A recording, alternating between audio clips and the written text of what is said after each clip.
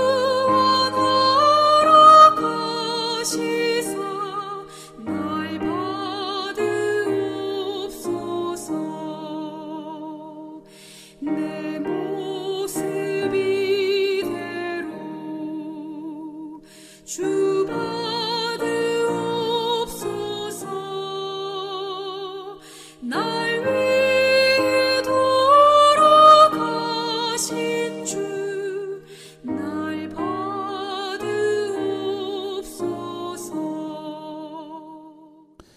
예, 찬미 잘 들었습니다. 1월 서신은 예수님의 생애와 사역이라고 하는 제목인데요. 어떤 말씀일까요?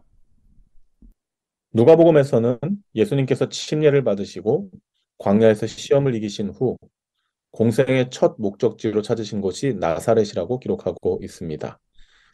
예수님의 고향인 그곳에서 그분께서는 자신의 사명 진수를 선지자 이사야의 글을 통해 공표하십니다. 그 주된 내용은 다음과 같습니다. 누가복음 4장 16절에서 19절입니다. 예수께서 그 자라나신 곳 나사렛에 이르사 안식일에 자기 규례대로 회당에 들어가사 성경을 읽으려고 서심해 선지자 이사야의 글을 들이거늘 책을 펴서 이렇게 기록한 데를 찾으시니 곧 주의 성령이 내게 임하였으니 이는 가난한 자에게 복음을 전하게 하시려고 내게 기름을 부으시고 나를 보내사 포로된 자에게 자유를 눈먼 자에게 다시 보게 함을 전파하며 눌린 자를 자유케 하고 주의 은혜의 해를 전파하게 하려 하심이라 하였더라. 감사합니다.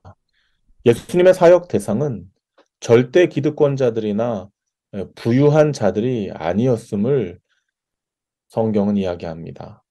포로된 자, 눈먼 자, 눌린 자들이 바로 예수님의 사역 대상들이었습니다.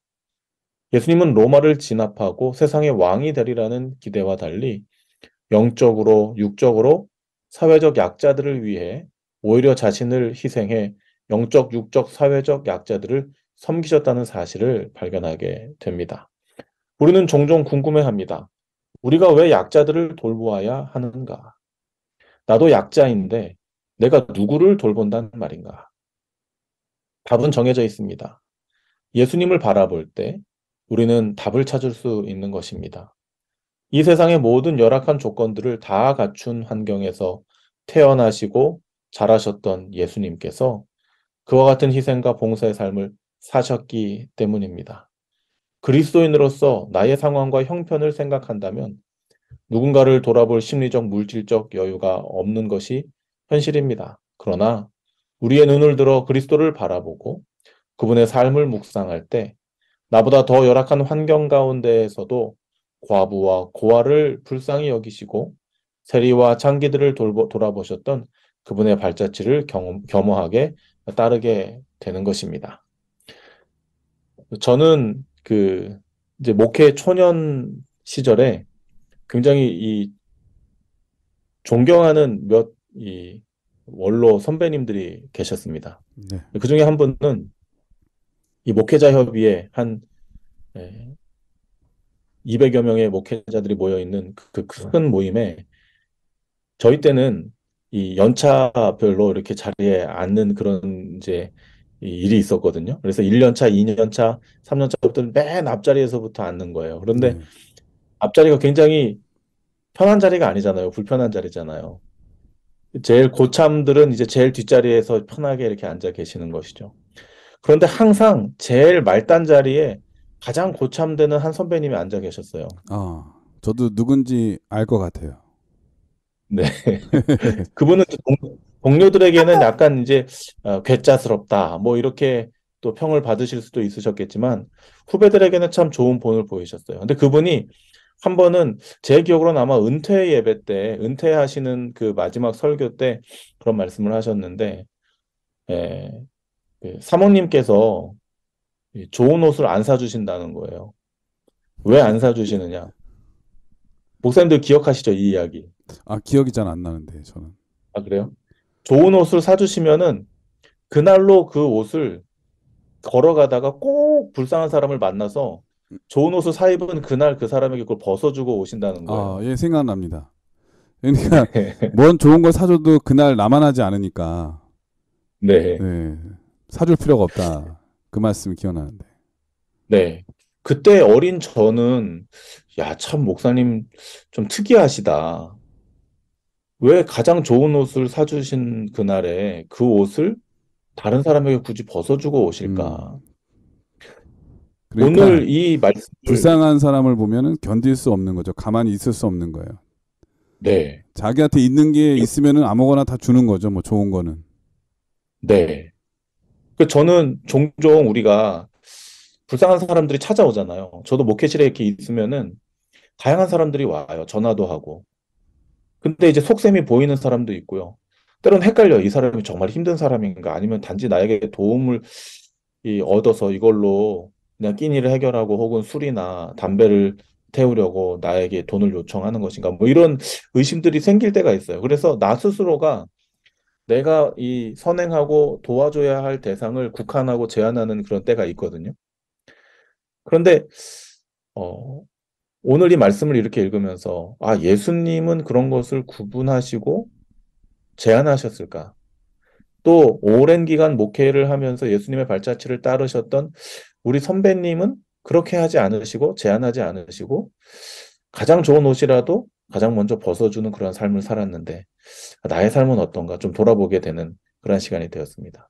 또 한 분의 선배님은 어느 날은 제가 생각하기에 우리가 어떤 뭐 제 기억으로는 그때 아마 동해 지역에 큰 화재가 나가지고 네. 막 성도님들뿐만 아니라 그 이제 그 동해 지역 주민들이 막 그 생활지를 잃고 막 정말 힘들어하는 상황에서 특별 헌금을 막 이제 교회에서 모금하는 그러한 때였어요. 동해 이제 목회 지역은 뭐 하여튼 자주 산불이 났던 걸로 저도 기억이 납니다. 네, 그렇죠. 그래서 제가 그때 목회 초년 때였는데 그래서 이제 막 교회에서 이제 모금을 하고 헌금을 하는데 이제 목회실에서는 그 교인들에게는 그 금액이 이제 공개되지 않지만 목회실에서 제가 부목사로 있으니까 그 이제 명단들을 이렇게 보면서 금액들을 이렇게 맞추고 하잖아요. 그런데 어떤 교인들보다도 담임 목사님께서 너무 큰 금액으로 헌금을 하신 거예요. 음, 그래서 제가 아니 목회자 월급이 뻔한데 그래서 궁금했습니다. 그런데 어떻게 하다가 이제 그런 얘기가 나왔는데 그 목사님께서 하신 말씀이 너무 인상적이에요. 음, 그놈은 돈 있어도 살고 없어도 사는데 이런 표현을 쓰시는 거예요. 근데 네. 저는 이게 그 경제적으로 좀 궁핍해지고 누군가를 도와야 되는 상황이 될 때마다 이게 어떤 삶의 지계표가 되는 것 같아요. 내가 어차피 많이 가지고 있지 않지만 많이 가지고 있지 않은 상황에서 그것이 있어도 사라지고 없어도 사라지는데 그나마 내가 쥐고 있는 것을 도울 수 있다면 나누는 삶이 참된 그리스도인의 삶이요 모본이 아닌가.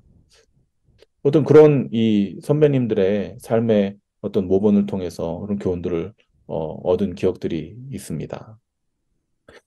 우리가 그리스도를 생각할 때에 예수님께서 우리를 위하여 얼마나 크게 희생하시고 또 우리를 위해 나누셨는지를 생각할 때에 우리는 우리의 형편이나 우리의 상황을 돌아보지 않고 우리가 측은히 여기고 불쌍히 여겨야 될 대상들에게 예수님께서 우리에게 하신 것처럼 베풀 수 있는 삶을 살리라 생각을 합니다.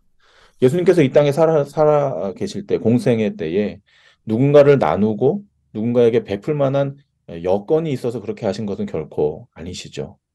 그러나 그분께서는 우리를 위하여, 정말로 불쌍한 우리를 위하여 모든 것을 다 내어놓으셨죠. 이사야 53장 5절에 그가 찔림은 우리의 허물을 인하며 그가 상함은 우리의 죄악을 인함이라. 그가 징계를 받음으로 우리가 평화를 누리고 그가 채찍에 맞음으로 우리가 나음을 입었도다. 예수님께서 상황과 형편이 되지 않는 육적인 조건 가운데에서도 우리를 위하여 모든 것을 희생하시고 나누셨다는 그리스도의 모범을 우리가 보게 되는 것입니다. 우리가 내 형편을 볼 것이 아니라 그리스도를 바라보게 될 때에 우리의 삶에서 지극히 작은 자 하나에게라도 죽게 하듯 섬기는 예수님을 닮은 어떤 그리스도인의 삶을 살아가게 되지 않을까 생각하게 됩니다. 오늘의 말씀을 교훈 삼아서 우리 CBN 청취자들도 나의 조건과 상황을 보는 것이 아니라 예수 그리스도를 바라봄으로 우리의 삶에서 예수님의 아름다운 향기가 넘쳐나게 되시기를 우리 예수님 이름으로 축원드립니다. 예, 일월 서신은 예수님의 생애와 사역이라고 하는 제목인데요. 목사님 말씀을 듣다 보니까 저도 예전에 꽤 벌써 한 15년 정도 된 것 같은데 이 선교 여행을 캄보디아로 갈 기회가 있었거든요. 근데 그 여행의 목적지 중에 한 군데가 고아원이었어요. 근데 그 고아원에 있는 아이들을 천진난만한 그 아이들을 보자 거기에 계셨던 분들이 있는 것을 나눠주기 시작하는데 더 주지 못해서 안달이 나는 거예요. 결국 자기가 입던 옷도 벗어주고 쓰던 가방도 주는 모습을 제가 봤거든요.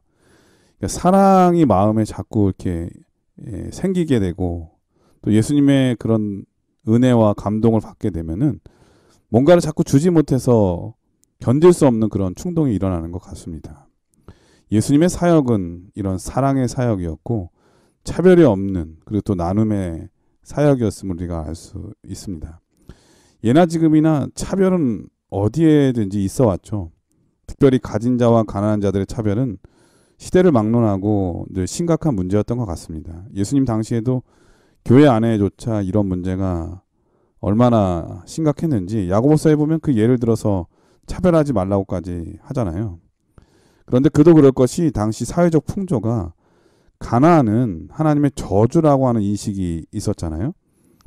그러니 그렇지 않아도 가난한 자들을 차별했는데 그 차별의 정당성까지 부자들에게 부여했으니까 얼마나 부자들이 가난한 자들을 무시했겠습니까?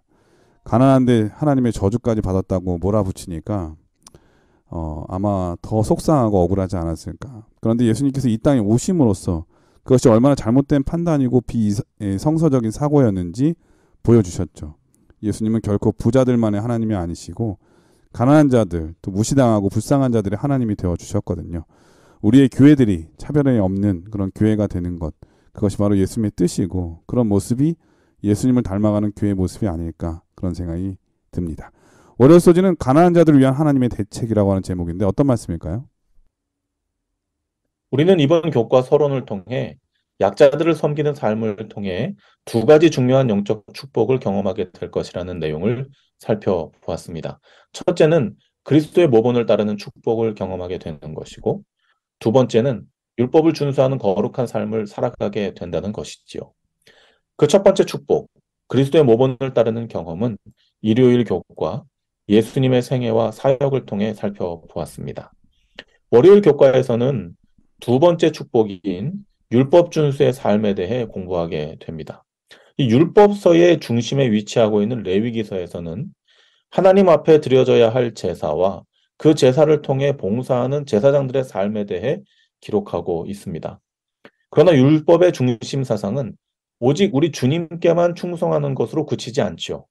이웃을 사랑하는 생애가 동반되는 것이 바로 온전한 율법의 성취입니다.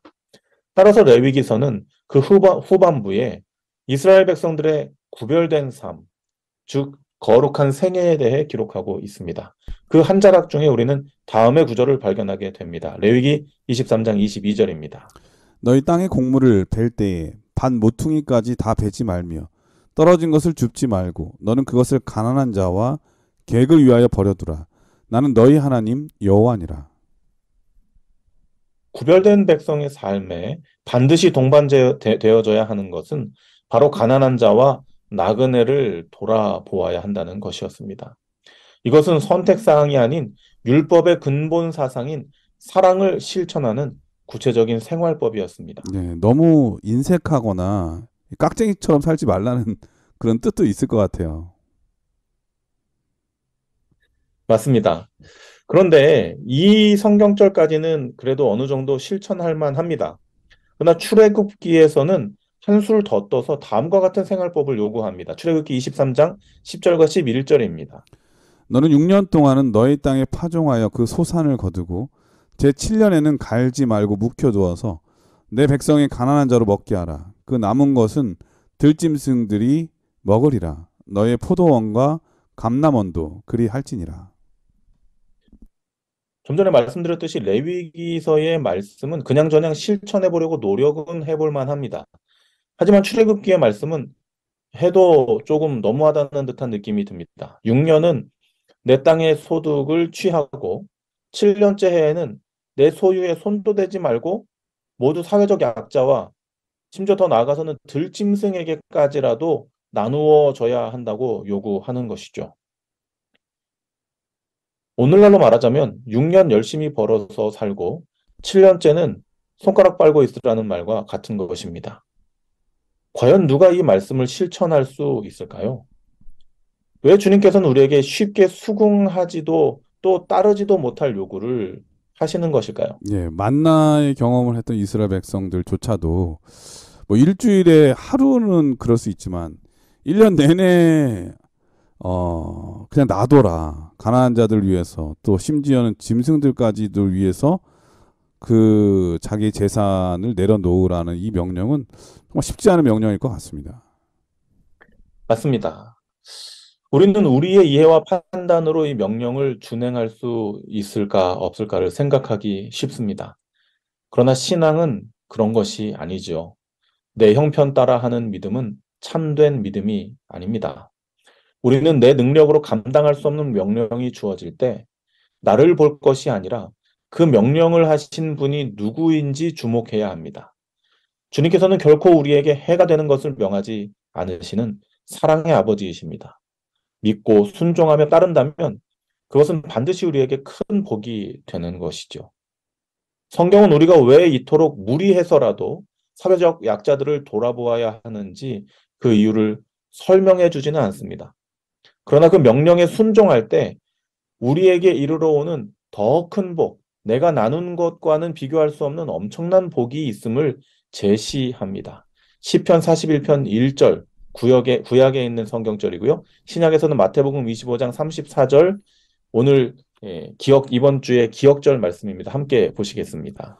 빈약한 자를 권고하는 자가 복이 있으며 재앙의 날에 여호와께서 저를 건지시리로다. 그때 임금이 그 오른편에 있는 자들에게 이르시되 내 아버지께 복받을 자들이여 나와 창세로부터 너희를 위하여 예비된 나라를 상속받으라. 감사합니다. 구원은 나만 생각하는 자들에게 이르는 것이 아닙니다. 그리스도를 닮은 자들에게 주어지는 것입니다. 천국은 이기심을 가진 자들이 들어가는 곳이 아닙니다. 지극히 작은 자들에게까지라도 우리 주님께 하듯 대하는 자들의 본향인 것이죠. 오늘날 사회적 기준은 약육강식, 적자생존, 자연도태와 같은 진화론적 이론대로 살아가야 성공하는 삶이라고 이야기합니다. 그러나 하늘나라의 원리는 정반대이죠. 강한 자의 사명은 약한 자를 돌보는 것입니다. 좋은 조건을 가진 자의 사명은 그렇지 못한 자를 채우기 위함입니다. 반대로 아무리 미천한 자라도 그리스도의 형상을 따라 창조된 사람은 도태되어지는 것이 아니라 누구라도 그리스도를 본받을 때 그분의 온전하심과 같이 변화되는 것이 바로 하늘나라의 원칙인 것입니다.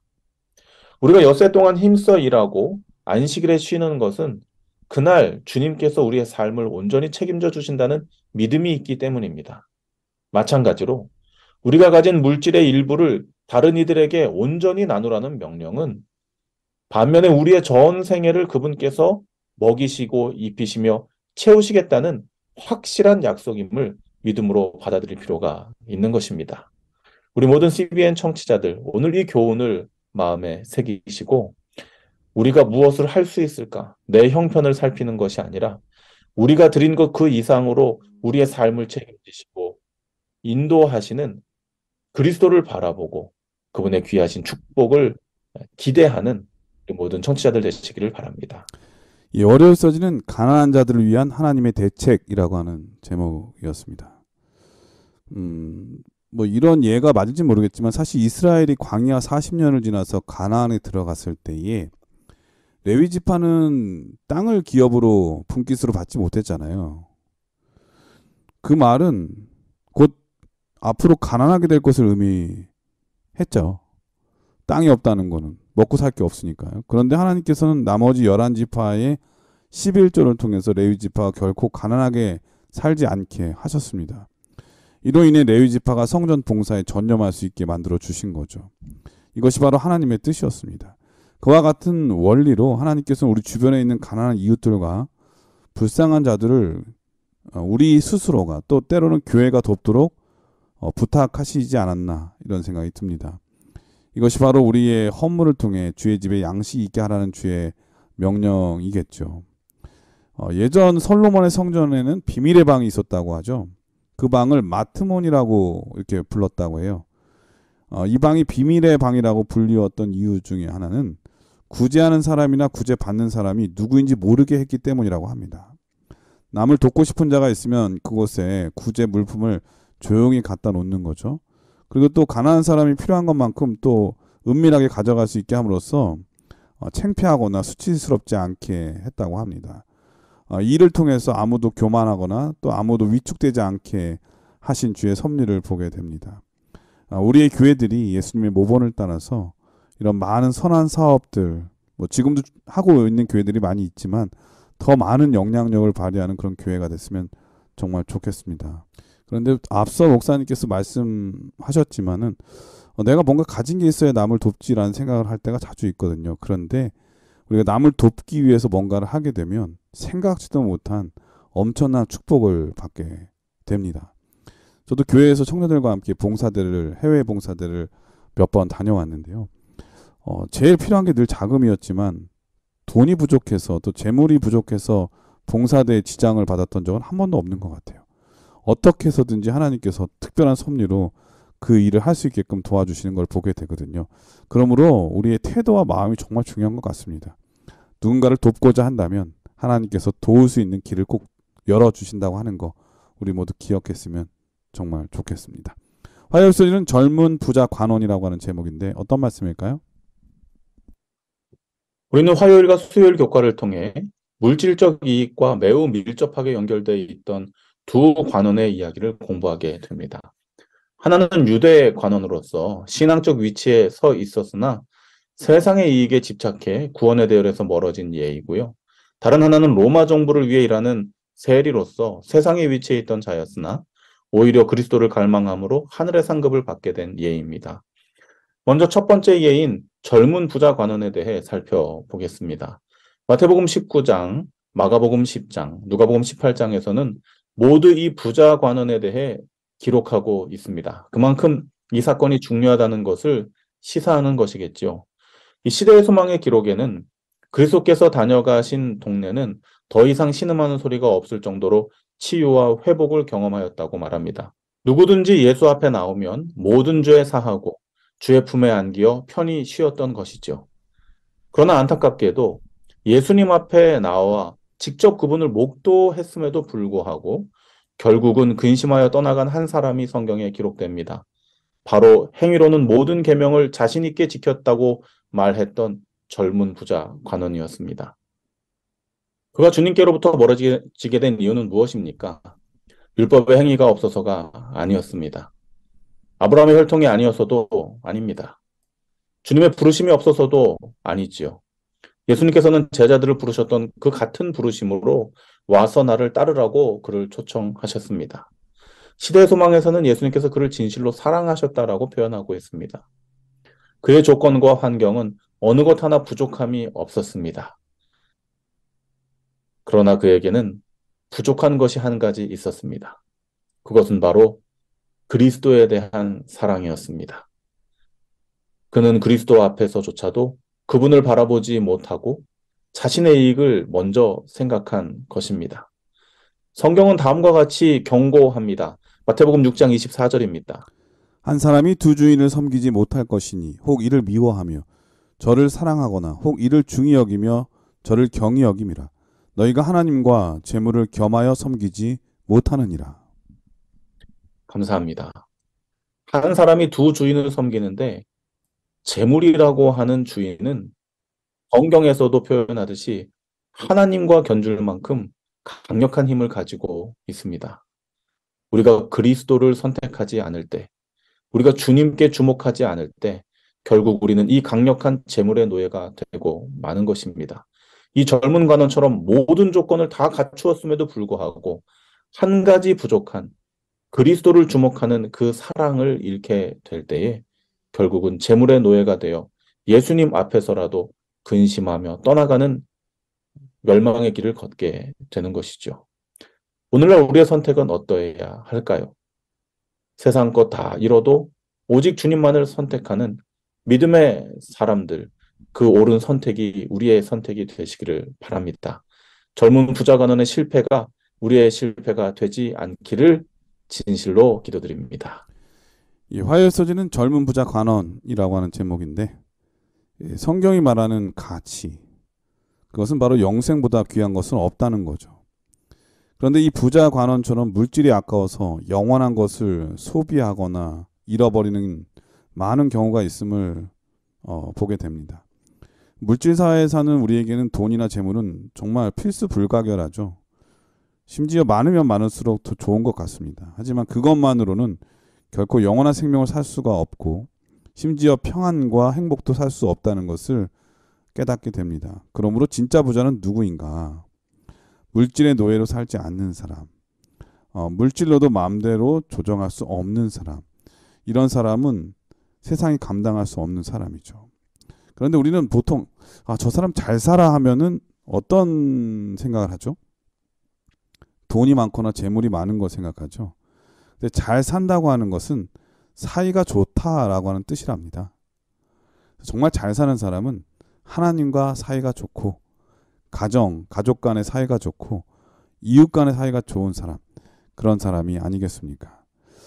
이러한 부자 여러분들이 되기를 간절히 축원드립니다. 우리의 가치를 이 땅의 물질에 두지 아니하고 영원한 것에 둘 줄 아는 그러한 사람, 우리 모두가 되어야 하겠습니다. 그럼 여기서 찬미 한 곡 들으신 다음에 계속해서 수요일, 목요일 소지를 공부하겠습니다. 여기는 말씀의 방송 CBN 코리아입니다.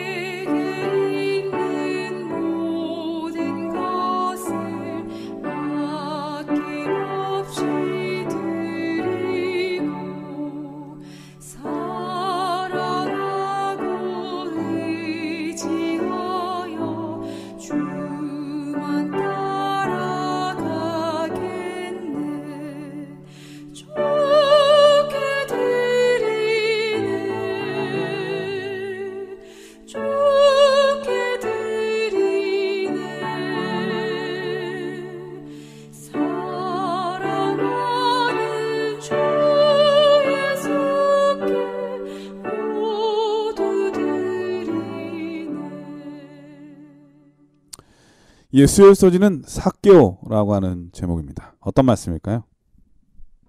대부분의 부자들은 가진 것에 만족하지 못하고 더 욕심을 부립니다. 화요일 교과에서 나눈 교훈처럼 그것이 젊은 부자 관원처럼 신앙적인 면에서나 세상적인 면에서 어느 것 하나 부족함이 없는 자라도 그릇된 선택은 할 수 있는 것입니다.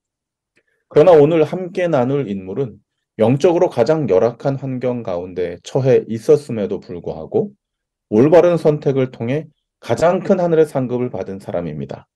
그는 바로 여리고에 살았던 세리장 삭개오였습니다.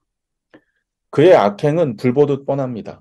성경에 자세히 기록하지 않았더라도 그 주변에 사람이 없다는 것만 보더라도 아까 목사님께서 말씀하신 것처럼 잘 사는 것은 이 사이가 좋은 것이라고 이야기했는데 사실 삭개오 주변엔 사람들이 없었잖아요. 사이가 좋지 못한 것이 그의 삶이 어떠한지를 반영하는 것이죠.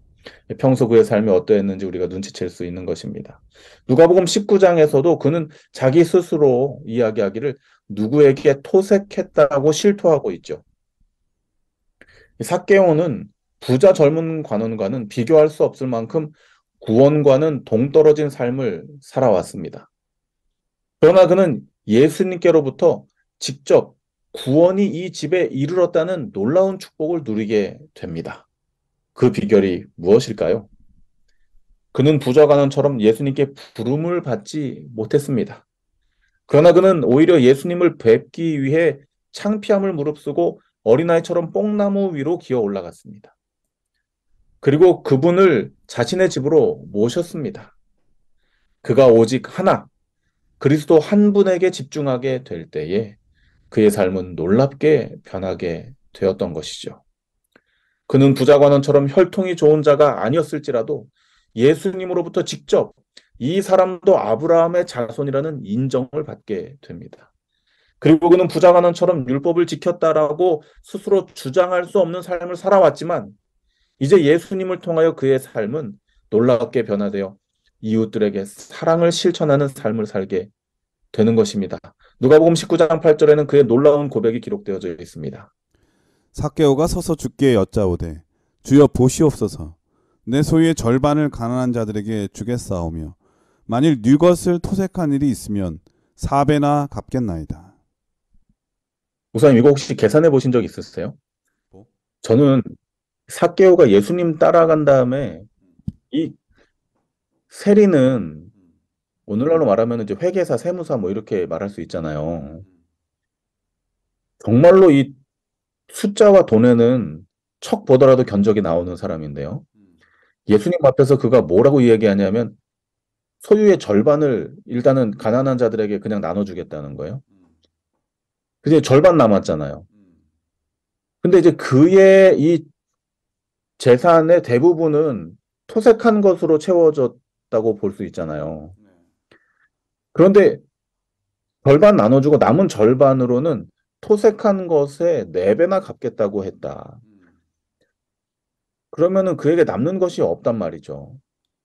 그런데 놀라운 사실은요. 예수님께서 젊은 관원에게 요구하신 그것이 자동으로 삭개오의 삶에서 이루어지거든요. 예수님께서 네가 가지고 있는 거 다 팔아서 버리고 나를 따르라고 명하셨을 때 젊은 관원은 거기서 망설이고 떠났단 말이에요. 근데 삭개오에게는 예수님께서 그걸 묻지도 않으셨는데 자기에게 있는 것을 다 버리고 오히려 더 마이너스가 될 정도로 더 내놓고 예수님을 따르겠다라고 고백하는 것이죠. 우리는 종종 신앙적, 사회적 우위를 점하며 스스로의 믿음에 대해 자만하기 쉽습니다. 그러나 한순간 우리를 우리 되게 하신 그리스도를 놓치게 될 때 젊은 부자 관원처럼 예수님 앞에서라도 근심하며 떠나가는 자가 될 수 있습니다.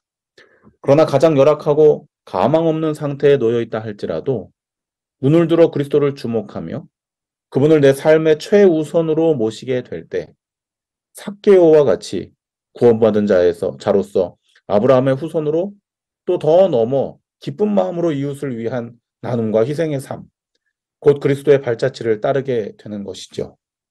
이 귀한 교훈을 마음에 새겨 우리의 삶에 실천하시는 우리 모든 CBN 청취자들 되시기를 바랍니다.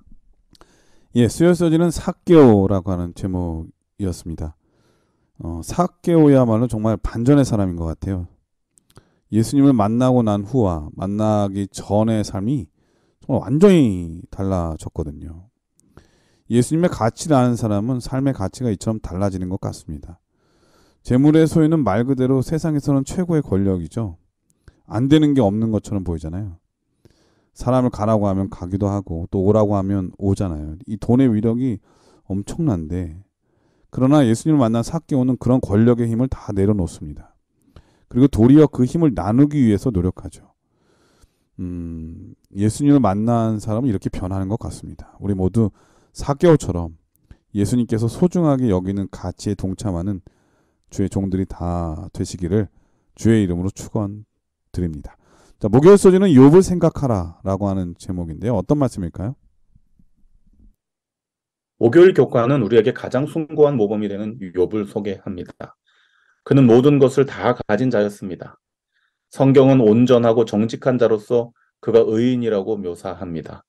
더불어 부유함과 후손의 축복까지 누린 그야말로 영육간의 모든 복을 받은 자였습니다. 때로 우리는 욥과 같이 복 받는 자가 되기를 원합니다. 영적으로든 육적으로든 아무 쪽으로라도 넘치는 복을 받고 싶어 합니다.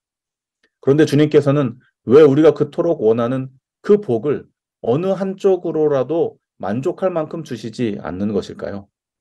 우리는 왜 그 복을 다 받아 누리지 못하는 것일까요? 욥의 생애를 통해 우리는 그 비결을 발견하게 됩니다. 먼저 욥은 영육간의 복을 받았기 때문에 그가 의인으로 산 것이 아니었습니다. 혹은 복을 받을 목적으로 온전하고 정직하게 행한 것도 아니었습니다. 그가 그런 조건적 신앙을 하고 있었다면 아마도 욥기에 기록된 모진 시련 앞에서 그는 하나님을 저주하고 떠나갔을 것입니다. 그러나 그의 고백은 그의 신앙이 결코 축복받은 결과나 혹은 그것을 목적으로 한 기복 신앙에 있지 않음을 말해 줍니다. 욥기서 1장 21절과 22절입니다. 가로되 내가 모태에서 적신이 나와 싸운즉 또한 적신이 그리로 돌아가올지라 주신 자도 여호와시요 취하신 자도 여호와시오니 여호와의 이름이 찬송을 받으실지이다 하고 이 모든 일에 욥이 범죄하지 아니하고 하나님을 향하여 어리석게 원망하지 아니하니라. 감사합니다. 욥은 어떠한 상황에서도 변치 않는 주님을 향한 믿음을 가진 자였습니다. 그러한 그의 신앙은 평소 그의 삶을 통해 드러났음을 욥기는 다음과 같이 기록합니다. 욥기 29장 12절에서 16절의 말씀입니다. 이는 내가 부르짖는 빈민과 도와줄 자 없는 고아를 건졌음이라. 망하게 된 자도 나를 위하여 복을 빌었으며 과부의 마음이 나로 인하여 기뻐 노래하였었느니라. 내가 의로 옷을 삼아 입었으며 나의 공의는 도포와 면류관 같았었느니라.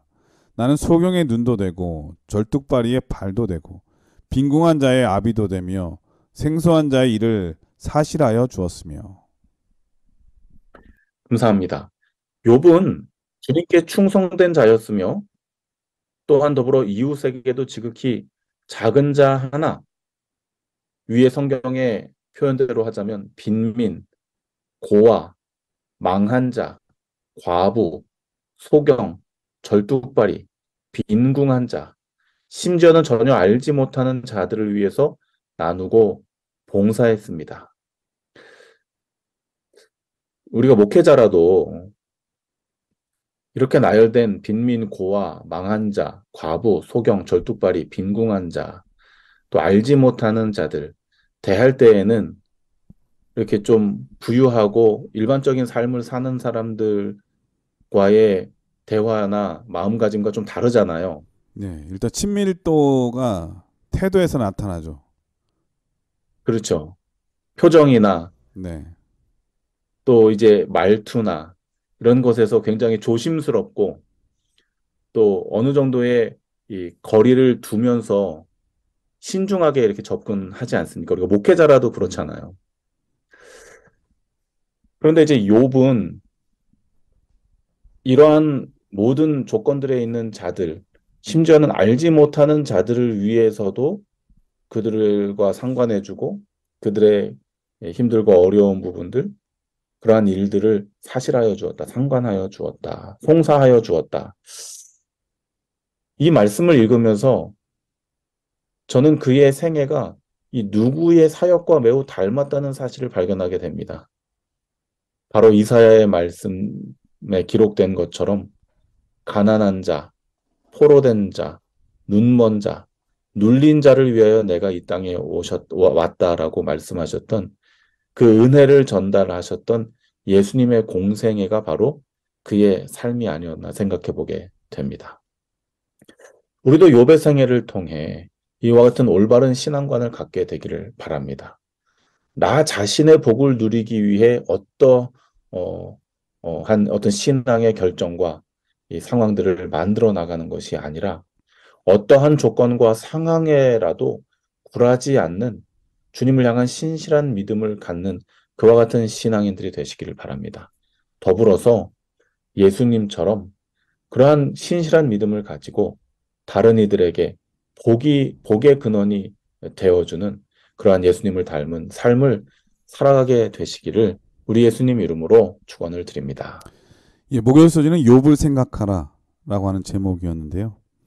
욥은 당대의 최고의 부자였음에도 불구하고 이 가난한 자로 대표되는 성경에 이 고아와 과부를 돌아보는 일에 게으르지 않았을 뿐 아니라 소경에는 눈이 되어주고 또 절름발이에게는 다리가 되어줬다는 그 말씀을 보면서 정말 감동을 느끼게 됩니다. 그는 너무 복의 사람이어서 사단마저도 그를 시기하고 질투했잖아요. 그래서 고난의 시간을 꽤 오랜 시간 보낸 적도 있었는데 그러나 결코 그는 물질 때문에 하나님을 포기한 적이 없었다는 데 더 깊은 감동이 있는 것 같습니다. 부유함이 저주가 아니라 주변 모든 사람들에게 축복이 되는 그러한 멋진 사람, 바로 욥이었던 것 같습니다. 마태복음 5장 48절에 보면은 하늘에 계신 너희 아버지의 온전하심과 같이 너희도 온전하라는 말씀이 있죠. 우리가 과연 온전해질 수 있을 것인가? 바로 그 온전함은 바로 욥의 생애에서 볼 수가 있고 예수님의 생애에서도 볼 수 있는 것 같습니다. 어떤 죄를 범하지 않는 생애, 그게 온전함이 아니라 예수님의 사랑을 우리의 이웃들에게, 가난한 자들에게, 또 어렵고 불쌍한 자들에게 나누어 주는 것, 그것이 바로 온전케 되는 길임을 오늘 우리에게 말씀하고 있는 것이거든요. 지극히 작은 자에게 하는 것이 얼마나 중요한 일인지 우리 목사님의 말씀을 통해서 배울 수 있었습니다. 목사님께서 이번 교과를 간략하게 정리해 주시고 교과를 마치도록 하겠습니다. 주님은 우리의 상황과 형편을 돌아보지 말고 지극히 작은 자 하나에게 은혜를 베풀라 명하십니다. 여력이 없는 우리에게 그렇게 명하시는 이유는 우리가 그분의 발자취를 따를 때 오늘 우리의 필요를 채우실 뿐만 아니라 영원의 축복을 부어 주시기 위함임을 깨닫게 됩니다. 우리가 믿음으로 그분을 바라볼 때, 그리고 그리스도의 모본을 따라 순종하며 살아갈 때 이미 약속된 하늘의 축복을 넘치도록 경험하게 될 것입니다. 이 모든 일들이 우리의 삶에서 이루어지게 되시기를 예수님 이름으로 기도드립니다. 예, 목사님의 기도로 교과를 마치도록 하겠습니다. 아버지 감사드립니다. 이 땅의 유한한 복에 집착하지 않게 하시고 영원한 상급 되시는 그리스도를 바라볼 수 있도록 교훈하여 주시니 감사를 드립니다. 아멘. 삭개오처럼 가장 열악한 영적 환경에 처해 있다 할지라도 오직 그리스도를 바라봄으로 다른 이들에게 축복의 통로가 되게 하여 주시옵소서. 아멘. 욥처럼 흔들리지 않는 믿음을 가지고 살아감으로 우리의 삶을 통해 그리스도의 사역을 감당하게 하여 주시옵소서. 아멘. 다가오는 한 주일이 이 말씀을 실천하며 살아가는 축복의 한 주가 되게 하여 주시옵소서. 아멘. 예수님 이름으로 기도드립니다. 아멘. 아멘. 네, 전 세계에 계신 CBN 청취자 여러분, 방향이 올바르다면 천천히 가는 것도 능력이 되지요. 멈추지만 않는다면 말입니다. 언젠가 목표에 도달하게 될 것입니다. 문제는 바로 방향이죠. 여러분들의 삶의 방향은 올바른가요? 표대이신 예수님을 우리 시야에서 놓치지 않기를 진심으로 기도합니다. 특별히 우현주 목사님 이제 3월부터 낯선 나라 이국이죠. 필리핀 아이아스 대학원에서 교수로 봉사하게 됐습니다. 그렇죠? 이제 한국을 떠나셔서 필리핀에서 이제 사셔야 되는데 우리 목사님의 그 삶의 방향이 하나님과 동행함으로 늘 건강하고 보람이 있고 만족이 있게 되기를 진심으로 기원합니다. 저로서는 정말 기쁜 일인데요. 이제 필리핀에서 뵐 수 있을 것 같아요. 다음 방송부터는 현장에서 직접 녹음할 수 있을 것 같습니다. 아무튼 이사 준비 잘 하시고 다음에 뵐 때까지 늘 건강하시길 빌겠고요. 우리 모든 청취자분들 우리 목사님의 앞길을 위해서 기도해 주시기를 바라겠습니다. 아울러 앞서 처음에 말씀드린 대로 우리 지진이 일어난 우리 터키 지방을 위해서 여러분 꼭 기도해 주시고요. 우크라이나와 러시아의 전쟁도 속히 끝날 수 있도록 여러분 기도를 부탁드리겠습니다. 한 주일 동안 건강하시고 저희는 다음 주에 다시 뵙겠습니다. 안녕히 계십시오. 감사합니다.